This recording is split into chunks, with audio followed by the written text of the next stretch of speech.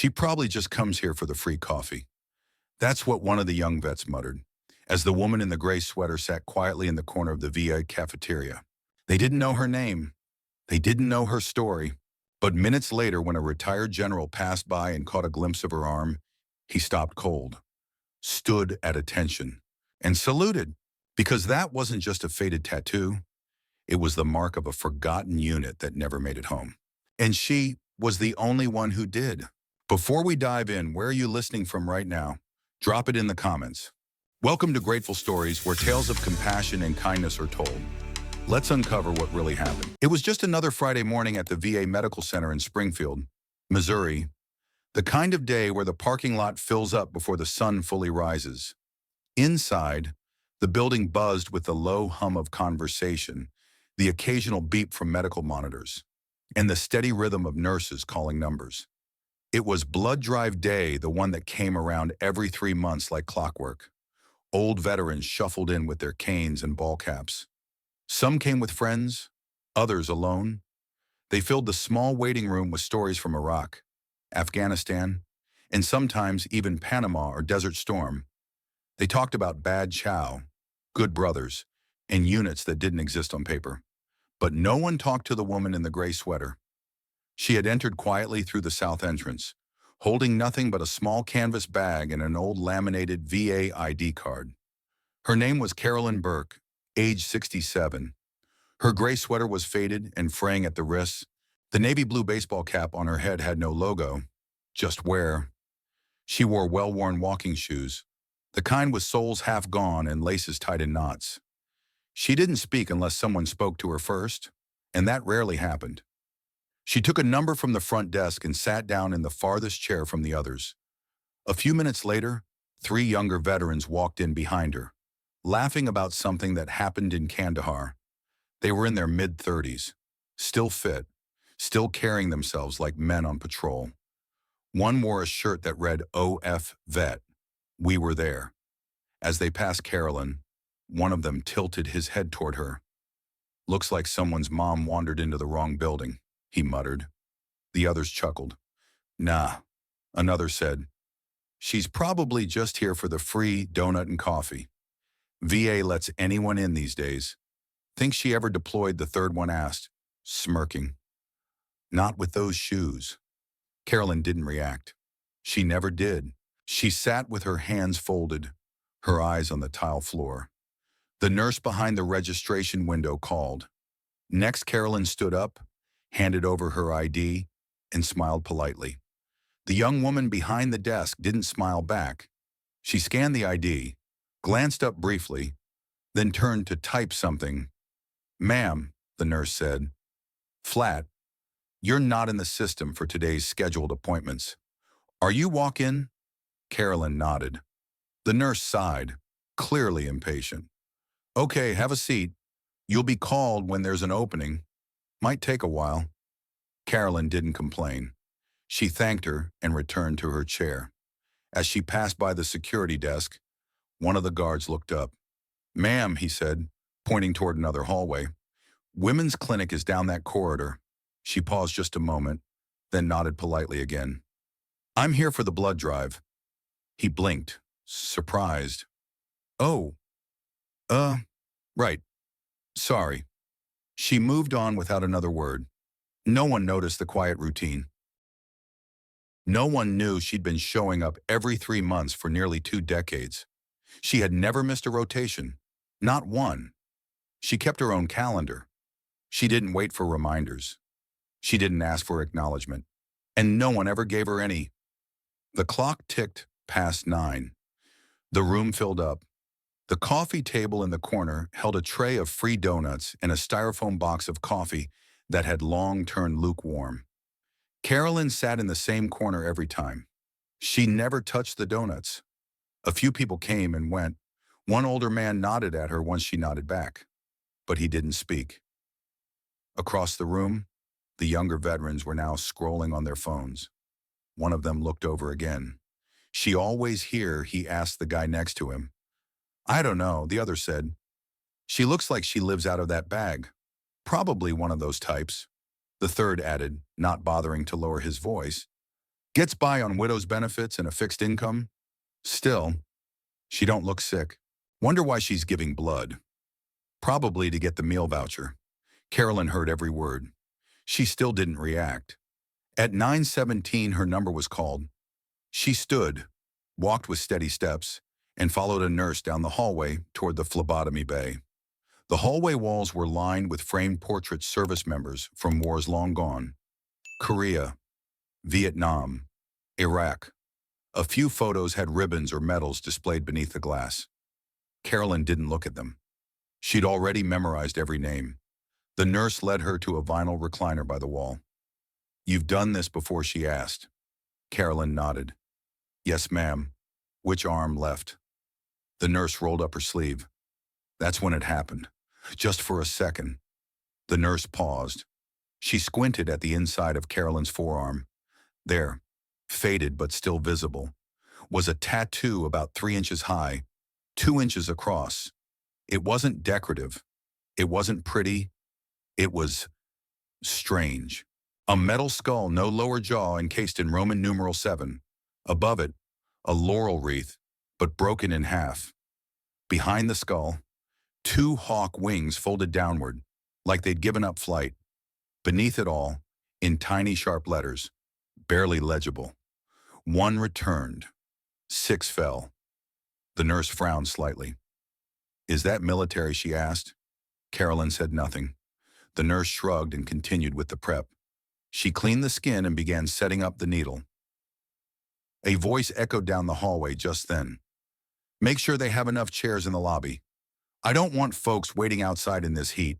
It was a commanding voice. Calm, efficient. The hallway shifted slightly. Staff stood a little straighter. Then he came into view, a tall man in a charcoal gray blazer with a Marine Corps lapel pin. His hair was silver white, neatly combed. His posture was unmistakable. Retired Lieutenant General James Halbrook. He walked with purpose, nodding to nurses, staff, and veterans along the way. He had seen thousands of soldiers in his lifetime, thousands of faces, hundreds of scars. But as he passed by the blood donation bay, he stopped. Just stopped. Mid-step, his head turned, slowly. He had caught the shape of something familiar, something no one else in the building would recognize. His eyes landed on the tattoo on Carolyn's arm. He took a breath, and then, without hesitation, he stepped forward. The nurse looked up, startled. General Halbrook didn't say a word. He stood in front of Carolyn, straightened his back, and offered a full, formal salute. The hallway fell into silence. No one moved. No one spoke. Even the nurse froze, eyes wide. Carolyn met his eyes, calm as still water. Halbrook's voice, when it came, was quiet. "Ma'am," he said, with a shake in his throat. "I've read every classified file from Ridgefall. I never thought I'd meet one of you." She didn't speak. She didn't need to. He dropped his salute and stepped back, his eyes still locked on that tattoo. A single tear welled up in the corner of his eye. Back in the waiting room, the young veterans had gone quiet.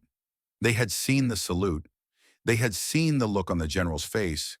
And they had seen Carolyn Burke, the woman they called a nobody saluted like a legend.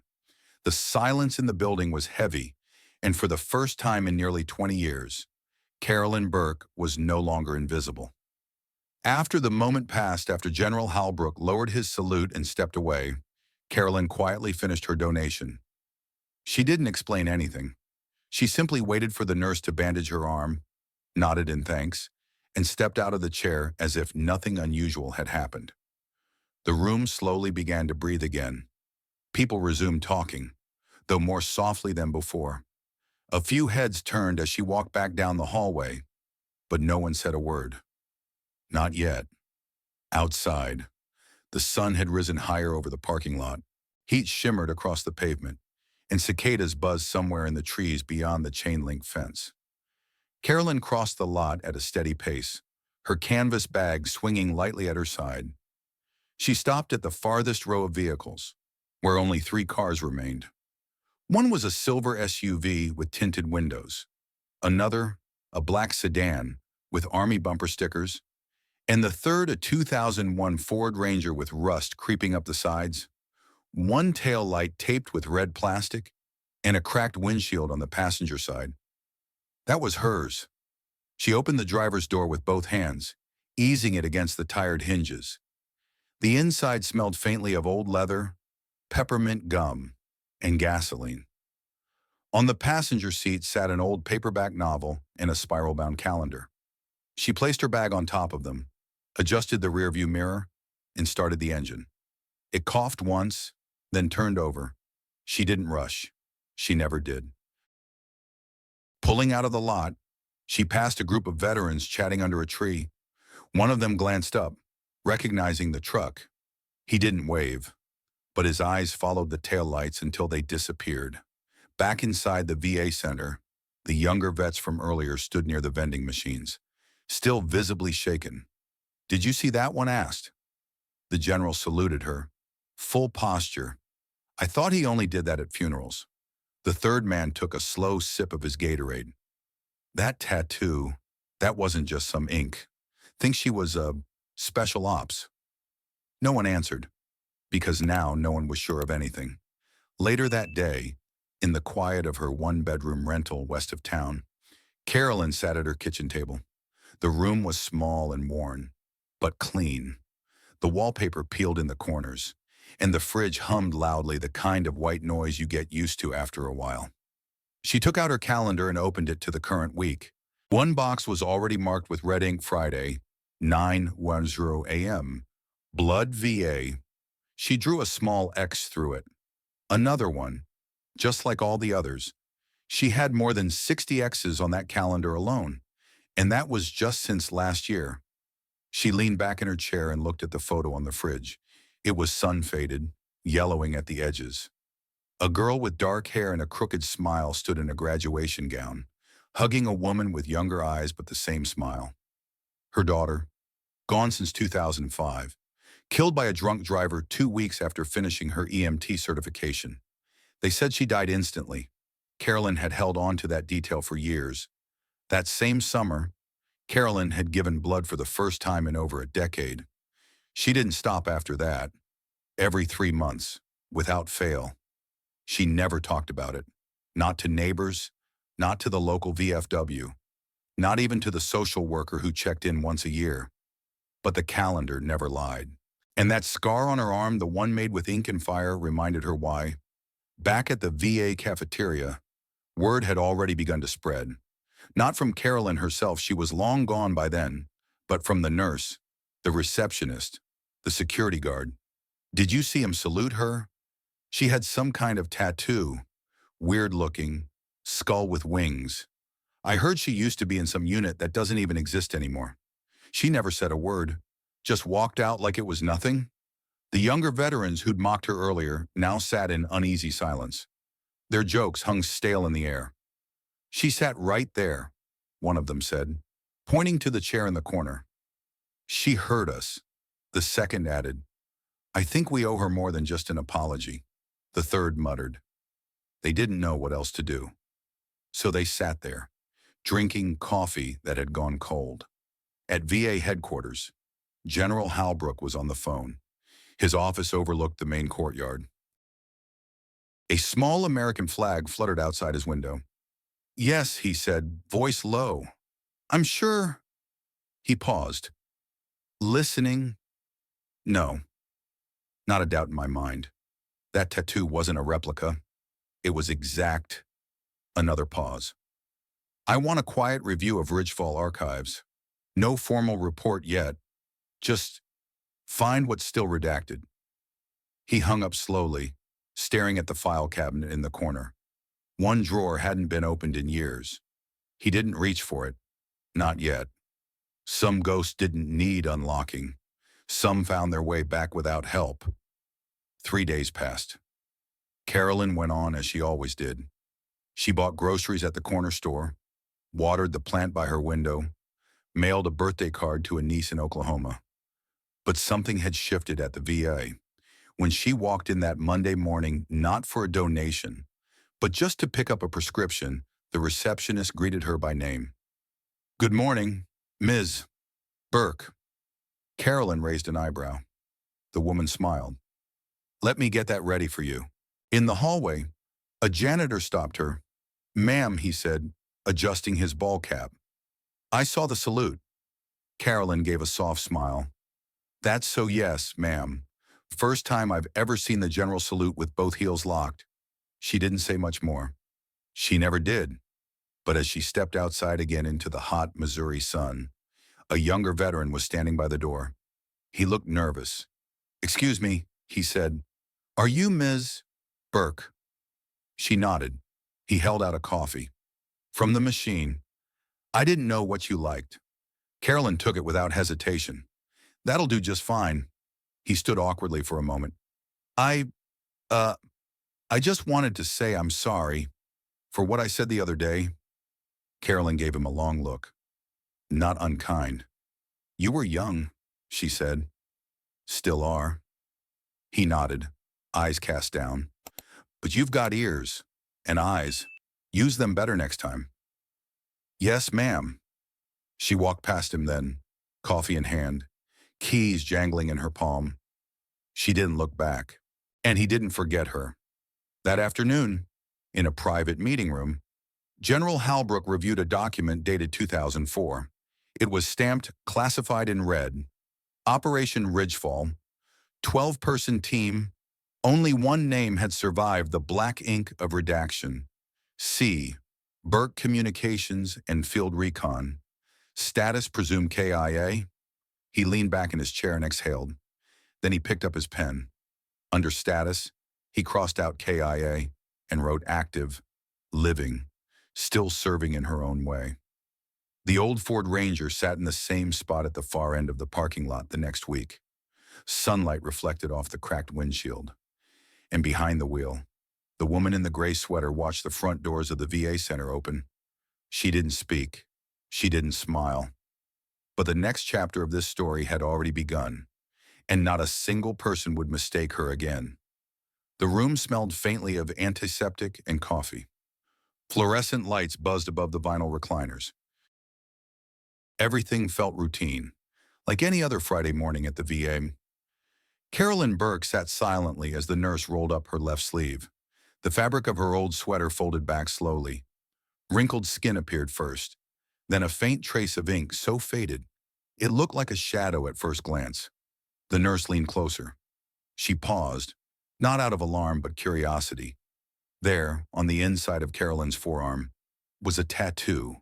Not colorful, not decorative, but precise, deliberate. A skull made of iron stared outward, missing its lower jaw. Its hollow eyes were tucked inside the carved edges of the Roman numeral 7. Above the skull, a laurel wreath, cleanly broken in half. Behind it, 2 falcon wings, folded downward, not soaring quiet, like a bird that had landed long ago. Beneath it all, a small inscription, nearly impossible to read unless you knew to look, one returned. 6 fell. The nurse stared at it a moment longer. Her lips parted, as if she might ask a question. But Carolyn's expression was still. She didn't explain. She didn't offer a word. The nurse blinked and cleared her throat, then looked away, returning to her task with sudden formality. She swabbed the arm, tied the band, inserted the needle. The blood began to flow, quiet, uninterrupted, like always. But this time someone was watching. Down the hall, General James Halbrook was conducting his usual inspection. He moved with steady authority, nodding to staff, pausing to shake a few hands.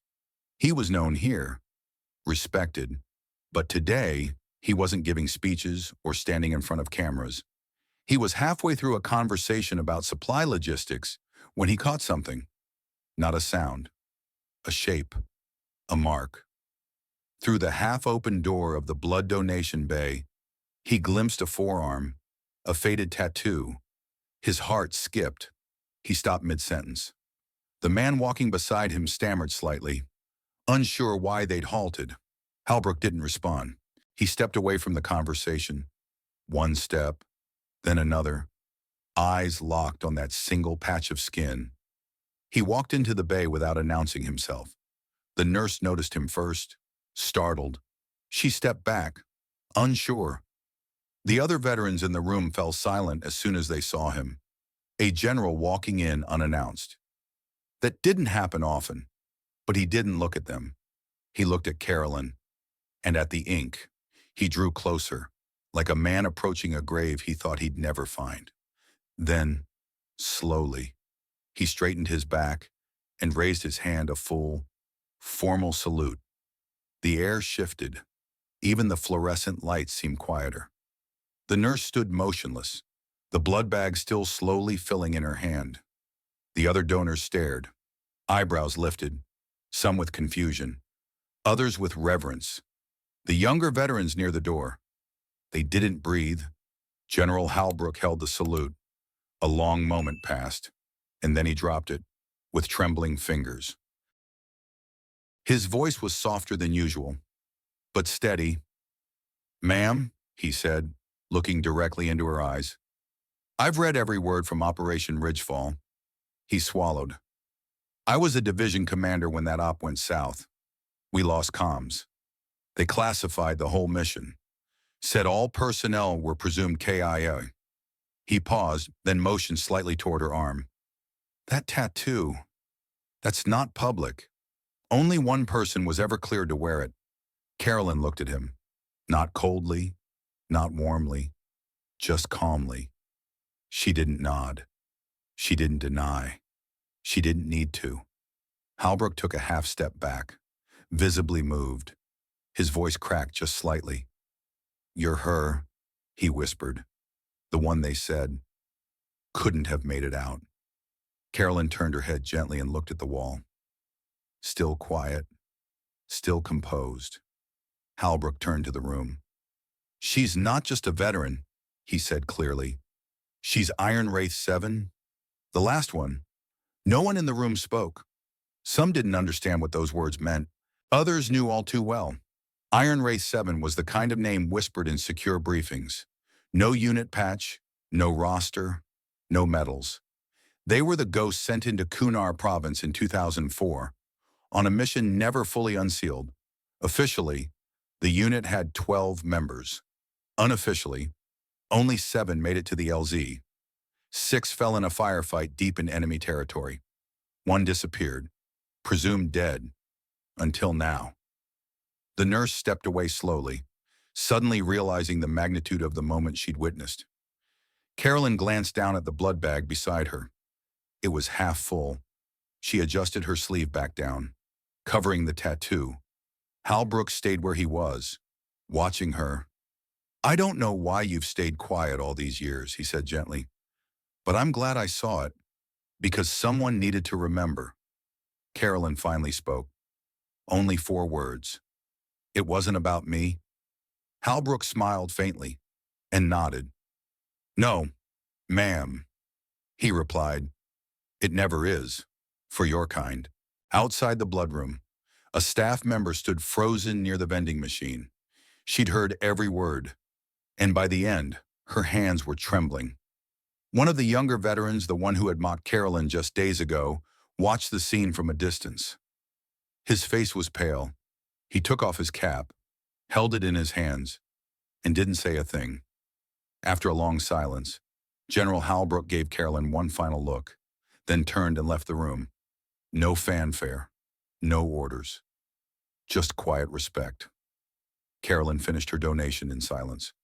The nurse removed the needle with surprising gentleness, bandaged the arm carefully, offered water. Carolyn declined. She stood, picked up her bag, and exited through the same side door she always used. No one stopped her. No one dared. But the story didn't stop, because whispers started in the cafeteria, in the pharmacy, even in the loading dock where delivery drivers shared their coffee breaks. "She's still alive. Wait, that's her." General Halbrook saluted her like she outranked him. By the time the sun set that day, Carolyn Burke was no longer just the quiet woman in the gray sweater. She had become something else, something more. Not because she asked for it, but because truth has a way of rising even through faded ink and silence.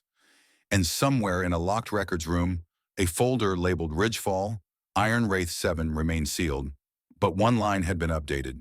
Status 1 returned, 6 fell, and below that, a handwritten note in blue ink, saluted by Legionary Halbrook, witnessed, verified, confirmed.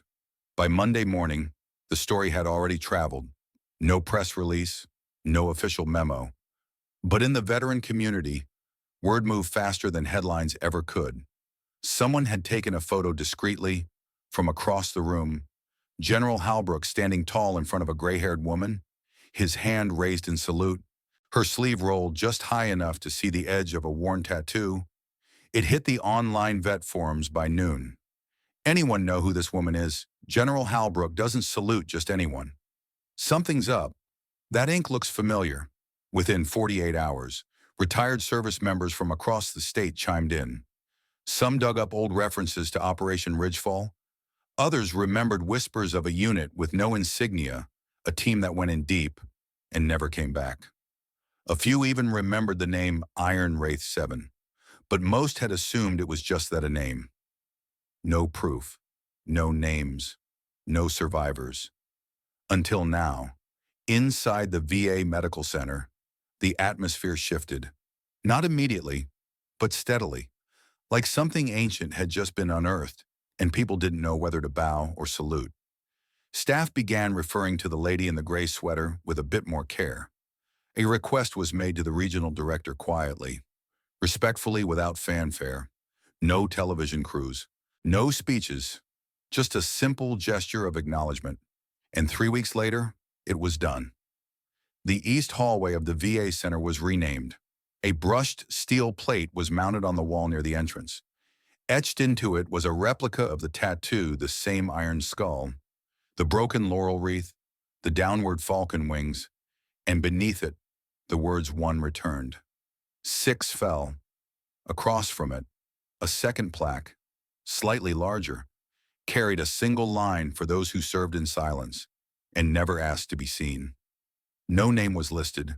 Carolyn hadn't wanted it. It wasn't about her. Still, veterans came, one by one. They walked that hallway. Some stopped. Some stood quietly. Some saluted. A few left challenge coins at the base of the plaque. Others traced the wings with their fingers, lips pressed tight. Nobody needed to say who she was. They knew. Carolyn never attended the hallway dedication. Instead, she showed up 2 days later just as quietly as ever to refill her prescription. She walked past the new plaques without slowing. She didn't stop. She didn't even glance. But her pace changed, just for a step, like a thread had tugged slightly at her chest. Not pain, not pride, just something deeply remembered. Later that day, she sat at her usual spot in the VA cafeteria. Same seat, same donut, black coffee in a white paper cup.